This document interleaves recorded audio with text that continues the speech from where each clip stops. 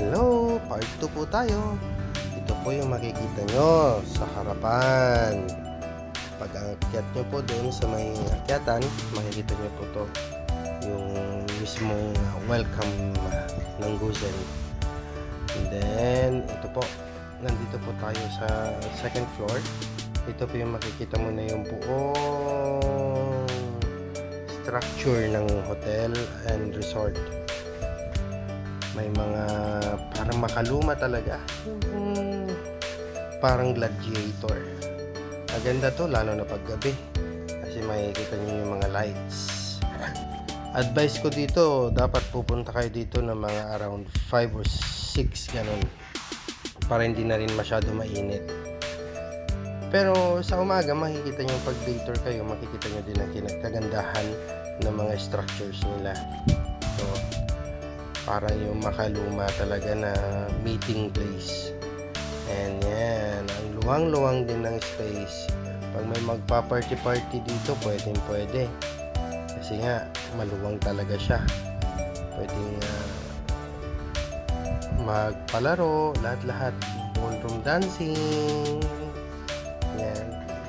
So, makikita nyo talaga. At ang effective nito, yung CR po, walang bayad. Lahat dati, di ba, may bayad dito, walang bayad ang mga CR. Yan, ito po yung mga part ng swimming pool na pwedeng paliguan, pambata, pamatanda, malinis din. Tsaka talagang naalagaan din. Akala nyo lang marumi, pero yung structure niya luma. Yan talaga. Yan. So, bababa ka dito. Pag galing mo dun sa top, may makikita kang bell doon. Dito bababa ka na sa swimming pool area.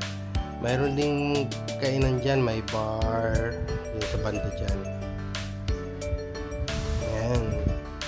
So maganda mag-view talaga dito. Pag hilig ka sa mga picture, perfect area to sa'yo. Kasi talaga maganda siya. Maganda rin yung mga flowers, yung bandaran dito sa may taas is may magandang mga flowers. Makikita mo rin dito talaga yung hindi pa napasok ng polusyon, pero pinaluma lang ng design. Yan, may mga 4 na swimming pool dito. May pambata, may pamatanda. Hindi naman siya masyadong malalim, pero nakakaayang tignan pag magsiswimming ka dito. 250 ang bayad pag magsiswimming ka. Pag day tour, 150. Bye bye!